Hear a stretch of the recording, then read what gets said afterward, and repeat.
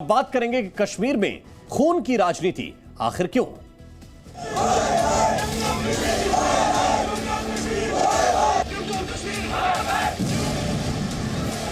कश्मीर में खून की राजनीति क्यों? टारगेट किलिंग में वोट बैंक नजर आ रहा है। सियासत के लिए सेना पर सवाल क्यों? सेना का अपमान, महबूबा की सियासत। सेना की कार्रवाई से आतंकियों में बौखलाहट। टारगेट किलिंग का खात्मा कब?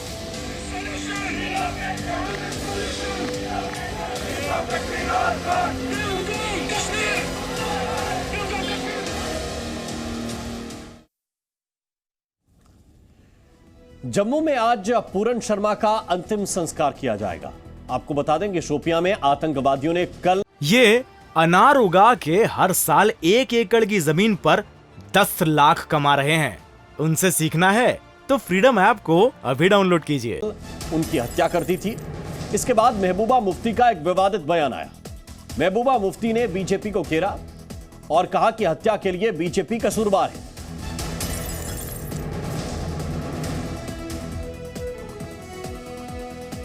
तो लगातार टारगेट किलिंग की घटनाएं सामने आ रही हैं और इस बार आतंकवादियों के निशाने पर पूरन शर्मा आए।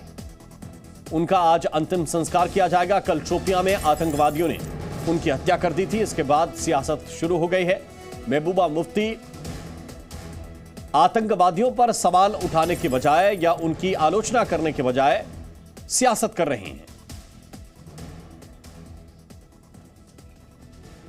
तो जम्मू कश्मीर के शोपियां में शनिवार को कश्मीरी पंडित की हत्या के बाद लोगों में काफी गुस्सा है। वहीं पीडीपी की मुखिया महबूबा मुफ्ती ने इस पर सियासत करनी शुरू कर दी है। महबूबा मुफ्ती ने कश्मीरी पंडितों पर हो रहे आतंकी हमलों के लिए बीजेपी को जिम्मेदार ठहराया है। शोपियां में हुई कश्मीरी पंडित पूरन कृष्ण शर्मा की हत्या की जिम्मेदारी कश्मीर फ्रीडम फाइटर गुट यानी कि KFF ने ली है और इसको लेकर महबूबा मुफ्ती आतंकवादियों पर कुछ भी बोलने के बजाय सेना पर और सियासी सवाल उठा रही हैं।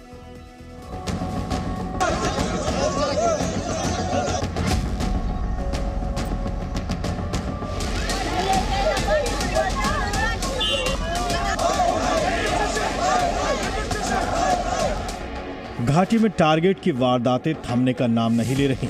फर्क सिर्फ इतना है कि आतंकी कभी गैर कश्मीरियों को तो कभी कश्मीरी पंडितों का अपना निशाना बनाते हैं। शुक्रवार को शोपियां में आतंकियों ने पूरन कृष्णा शर्मा नाम के कश्मीरी पंडित को गोली मार दी। गोली लगने के बाद पूरन कृष्णा को अस्पताल ले जाया गया, जहां डॉक्टरों ने उन्हें मृत घोषित कर दिया। इस हमले की जिम्मेदारी कश्मीरी फ्रीडम फाइटर गुट यानी KFF ने ली है। इस हमले के बाद जहां परिवार सदमे में है, आज पूरन कृष्ण शर्मा का अंतिम संस्कार किया जा सकता है। वहीं बाकी लोगों में आतंकियों के खिलाफ गुस्सा नजर आ रहा है। लोगों ने घाटी के कई इलाकों में आतंक का पुतला फूंका और नारेबाजी की।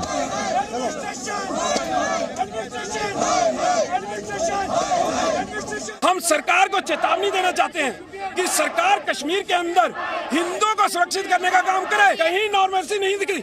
आप देख लीजिए आज की घटना से ही कश्मीरी पंडित भाई यहाँ पर धरने पे हैं, केवल इसलिए कि उनको सुरक्षित किया जाए।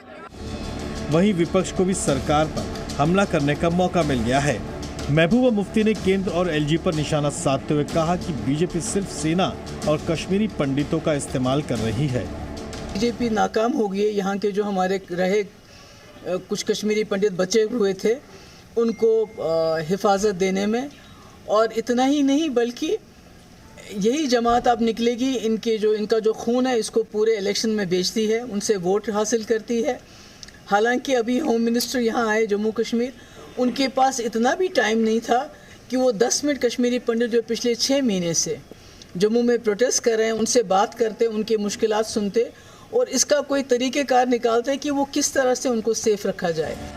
साथ ही महबूबा ने कश्मीर के धर्मगुरुओं से आगे आने और लोगों से सांप्रदायिक सद्भाव में रहने और अल्पसंख्यक समुदाय पर इस तरह के बर्बर हमलों को रोकने की अपील की है। बहुत अफसोस है। मेरी अपील होगी जितने भी हमारे मस्जिद के जो इमाम हैं और दूसरे मौलवी साहिबान से कि आप लोगों को समझाएं कि इकट्ठे रहें, भाईचारे को कायम दायम रखें और इससे इस किस्म की हलाकतों से एक तो हमारा बहुत बड़ा नुकसान है, हम जो जम्मू कश्मीर के रहने वाले लोग हैं। आतंक के सफाई के लिए सेना घाटी में लगातार ऑपरेशन चला रही है और ये आतंकी की बौखलाहटी है कि आमने सामने की बजाय वो पीठ पर वार कर रहे हैं, लेकिन वो दिन जल्द ही आएगा जब घाटी आतंक मुक्त हो। खालिद हुसैन के साथ ब्यूरो रिपोर्ट, जी मीडिया।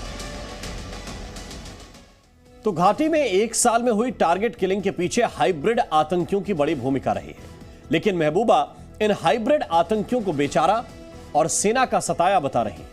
वो कह रही हैं कि हाइब्रिड आतंकियों के नाम पर कश्मीर के भोले भाले लोगों को टारगेट किया जा रहा है,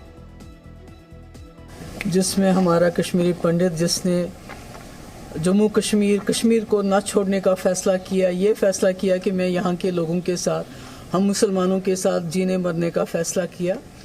आज 30-35 साल के बाद उसको निशाना बनाया गया, जबकि यहाँ इतनी सिक्योरिटी है, इतनी आर्मी, इतने फोर्सेस हैं।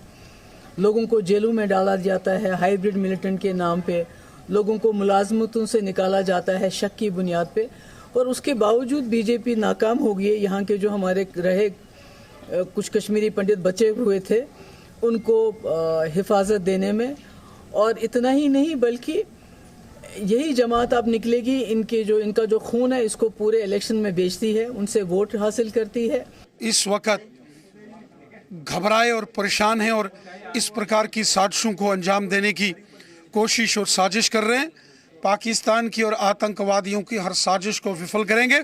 जिन्होंने भी कश्मीरी पंडित नौजवान को निशाना बनाने की साजिश की है और कोशिश की है, उन सबको इसका हिसाब देना पड़ेगा। और इस वक्त खालिद हुसैन हमारे साथ ज्यादा जानकारी के साथ जुड़े हुए हैं। खालिद, जो प्रोटेस्ट हुआ, जो कश्मीरी पंडितों ने गुस्से का इजहार किया, सरकार से मांग की कि सुरक्षा दी जाए, आज अंतिम संस्कार होगा और अंतिम संस्कार के वक्त भी क्या कुछ लोग जुटेंगे? और दूसरी बात यह कि सियासी तौर पर सवाल उठाना जायज है, एक कोई घटना आई, नाराजगी व्यक्त करना पॉलिटिकल पार्टियों का जायज है, लेकिन यह सवाल कभी आतंकी संगठनों से नहीं पूछे जाते और उनके खिलाफ कभी नहीं होते। देखिए, बिल्कुल पहले प्रश्न जो आपका है उसके मुताबिक मैं आपको बता दूं, कल श्रीनगर में भी जो बडगाम जिले में शेखपुरा में कश्मीरी पंडित रहते हैं वो भी सड़कों पे आए। कल शाम को उन्होंने रोड को ब्लॉक किया क्योंकि राहुल भट्ट जो पहला पंडित था जिसकी हत्या यहाँ चाडोरा में होती है, उसके बाद से ही लगातार कश्मीरी पंडित ये मांग कर रहे हैं कि जो प्राइम मिनिस्टर एम्प्लॉयमेंट स्कीम में यहाँ तैनात हुए हैं कश्मीर में, उनको यहाँ से सुरक्षित जगह पर शिफ्ट किया जाए। हालांकि उनकी ये मांग पूरी नहीं हो रही है। कुछ बदलाव जरूर किए गए थे, उन्हें जो वल्नरेबल एरियाज है वहां से सेफ एरियाज में लाया गया था। और कल फिर एक बार वो गुस्सा देखने को मिला है। श्रीनगर में भी प्रोटेस्ट हुआ, बडगाम में प्रोटेस्ट हुआ, अनंतनाग में जहां पर वो रह रहे हैं वहां पर कश्मीरी पंडित ने प्रोटेस्ट किया, और जम्मू में एक बहुत भारी प्रोटेस्ट हुआ जहां लोग सड़कों पर आए, नारेबाजी की, इस घटना के खिलाफ विरोध जताया और सरकार के खिलाफ भी कहीं ना कहीं प्रोटेस्ट किया। और आज अंतिम संस्कार जो है 10 बजे जो है फिक्स किया गया है। बनतलाब एरिया जम्मू का है, वहां पर एक जुलूस की शक्ल में उस डेड बॉडी को लिया जाएगा और फिर उनका अंतिम संस्कार पूर्ण कृष्ण भट्ट का किया जाएगा। वहीं महबूबा मुफ्ती या अन्य जो राजनीतिक दल है सबने इसकी निंदा तो की है, लेकिन महबूबा मुफ्ती ने कई सवाल भी खड़े किए हैं।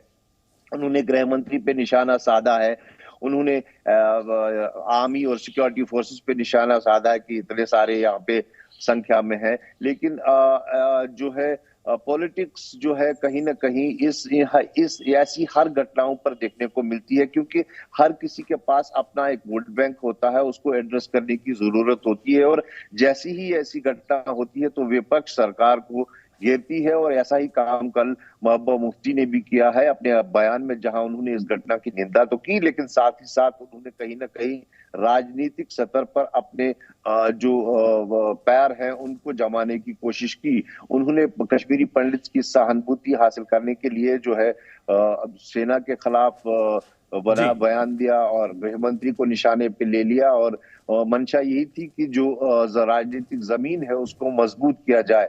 तो जरूरत यह है कि इस वक्त सब एकजुट होकर ऐसी घटनाओं को निंदा करें। कैसे क्योंकि कल जिस तरह से हमने देखा जो पूर्ण कृष्ण भट्ट की हत्या हुई, उसके बाद मुस्लिम स्कॉलर जो ग्रैंड मुफ्ती है उन्होंने भी इसकी निंदा की, तमाम राजनीतिक दल ने बीजेपी सहित इसकी निंदा की है।